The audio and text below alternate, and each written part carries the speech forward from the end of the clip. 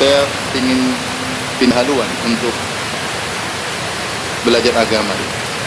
Akhirnya saya tidak lulus dari UGM, tapi saya lolos dari UGM. Ketika saya mau lolos, saya minta pendapat dari banyak orang. Semua orang melarang, kamu jangan keluar, kamu jangan keluar. Kamu berhasil nanti kalau di UGM, sabar, kamu akan jadi sukses, jadi gini, macam-macam. Semua tidak ada yang mendukung kecuali ibu saya. Kecuali ibu saya. Yang penting bagi saya, ibu mendukung, selesai. Akhirnya ibu bilang, terserah kamu nak. Kalau kamu mau pilihanmu itu silahkan. Bismillah, saya keluar. Saya keluar. Akhirnya saya belajar di pondok Jamil Rahman kira-kira 1,5 tahun. Kemudian setelah itu saya diterima di Madinah. Diterima di Madinah. Sebelum ke Madinah juga saya menikah. Kemudian minta izin juga ibu. Tafadhal, silakan menikah. Kemudian saya berangkat ke Madinah.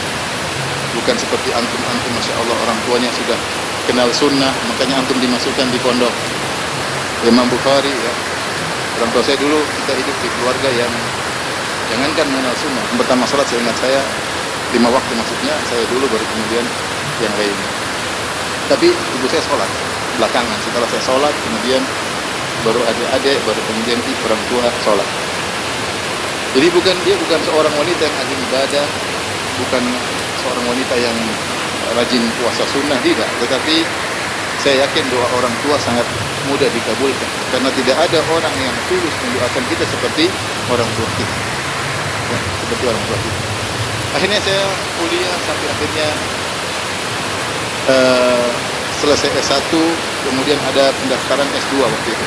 Pendaftaran S2 masuk Qismul Aqidah. Ketika itu ada isu, dikatakan kepada saya, Firanda, kamu jangan masuk situ. Kenapa? Yang diterima cuma 3 orang. Akhirnya saya bilang, teman-teman bilang, kamu jangan, teman-teman orang-orang Arab bilang, Firanda, kamu jangan daftar situ. Yang diterima cuma 3 orang. Saya bilang, tenang aja, yang diterima 3 orang, saya nomor 3 insya Allah. Kamu gaya sekali, tenang hati. Saya dalam hati, saya punya ibu yang akan mendoakan saya. Saya punya senjata yang paling kuat.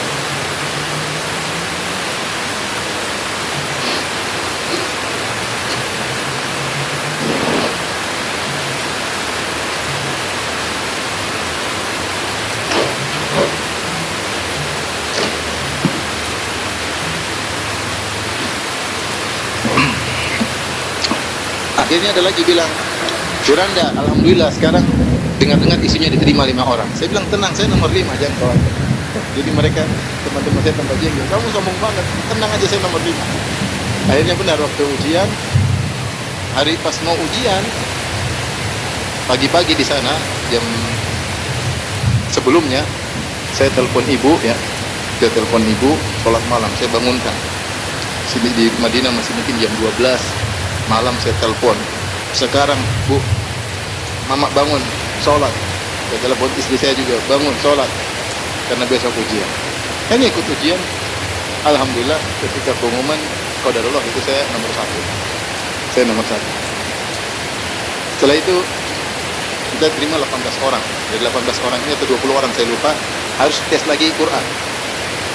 Yang terima rata-rata IP-nya 5. Ketika di Madinah IP-nya 5. Saya IP cuma, saya lupa, 4,8 kalau nggak salah. Teman-teman saya banyak IP-nya 5 ketika itu.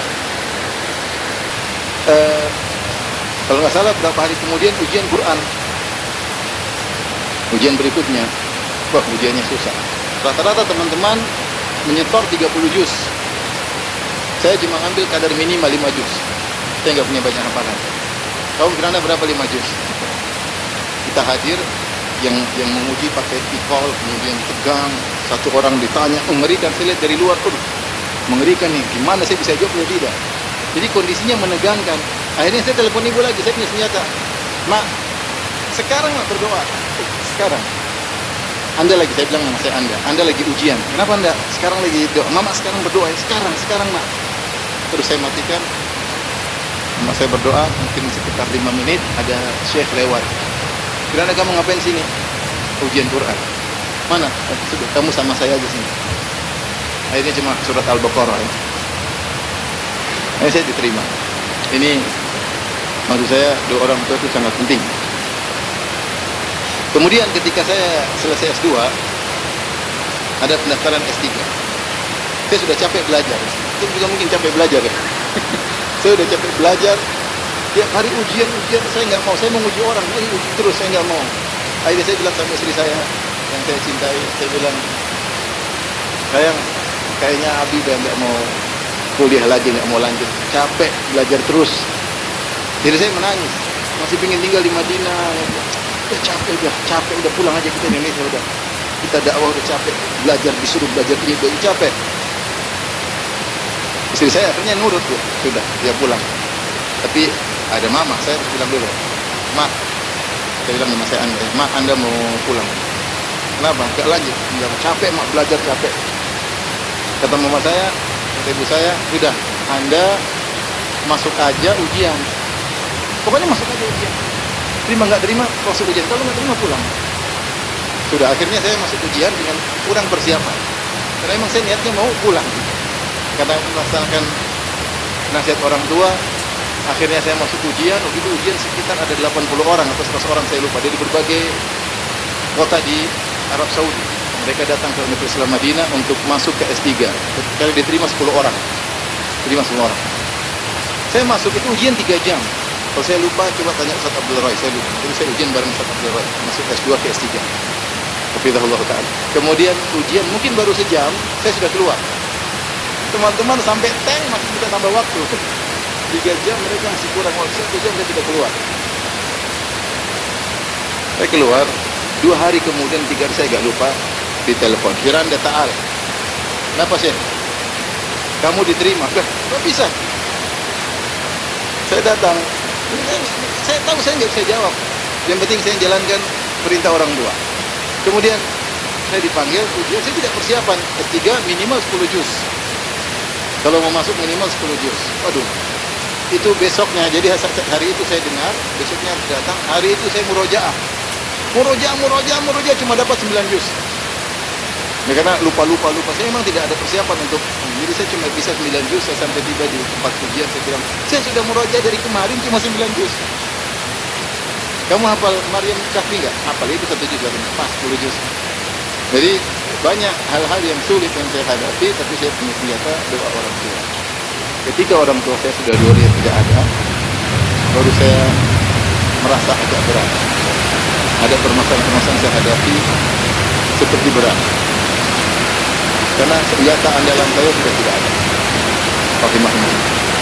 Oleh karenanya, Tuhan, adik-adik sekalian, mumpung masih punya orang tua, ya, berbakti kepada mereka sebakti-bakti. Sebisa mungkin, saya bukanlah anak yang berbakti, tapi orang tua saya sayang sama saya. Karena ibu saya, sejak saya kecil, dia tidak pernah cubit saya sekalipun. Tidak pernah. Maksudnya saya agak badung-badung sedikit, tapi tetap doain saya. Kamu doain saya. Antum ambil hati orang tua, minta doa kepada orang tua, dan itu doa yang terbaik.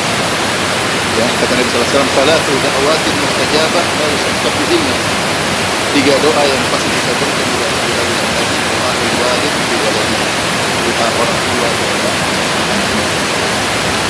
Ketika saya menekoskan S3, dulu saya lulus, saya dipanggil oleh dosen penguji itu Syekh Mahmud Padang. Dia orang aslinya dari Kedah, dari Malaysia, tapi dia belajar di Madinah sampai mengambil profesor dan dia punya kedudukan tinggi di Universitas Islam Madinah. Maka dia panggil saya, dia ingat, dia bilang, ayo Firanda, kamu jangan ujub, kamu jangan sombong, kamu tuh tidak ada apa-apanya, kamu sama dengan yang lainnya, lebih pintar dari kamu juga banyak. Saya menurut saya kamu berhasil karena orang. Kamu berhasil karena orang. Saya pun dengan dia. Dia lebih pintar dari saya juga banyak. Kenapa saya dapat posisi ini? Karena berkat apa orang tua. Satu yang saya sesalkan, dia sampaikan sambil menangis. Satu yang saya sesalkan, saya dulu malu-malu minta doa sama orang tua. Ketika orang tua saya meninggal baru saya sesalkan. Dia antum, jangan lupa kalau mana telepon orang tua, minta doa apa orang. Berusaha hidup ini membuat orang tua berbahagia. Kalau ibu lihat antum, ibu senang. Jangan lihat antum, ibu mukanya kusut, jangan. karena antum memang bermasalah. Jadi kalau antum melihat ibu jadi kusut, bapak melihat antum jadi jengkel ya. Kok bisa ada anak seperti ini? Jadi katanya ini yang pertama, jangan lupa mau sukses apapun di dunia pengakhiran, jangan lupa untuk berbakti pada orang. Saya punya teman di Jakarta, dia kerja, dia bilang sama saya, Ustaz, saya kerja sehari mungkin cuma sebulan cuma 3 jam kalau di total kerja saya. Cuma telepon saja, telepon sini. Dia bilang suatu hari, sebabnya dia dapat kemudian seperti suatu hari, ibunya punya hutang dan lagi ditagih-tagih. Dan dia waktu itu sudah nabung uang selama setahun kalau tidak salah 15 juta. Ibunya sedang ditagih-tagih. Akhirnya ibunya bilang sama dia, akhirnya dia bayar 12 juta. Uang dia 15, semua tabungan dia 15 per tahun.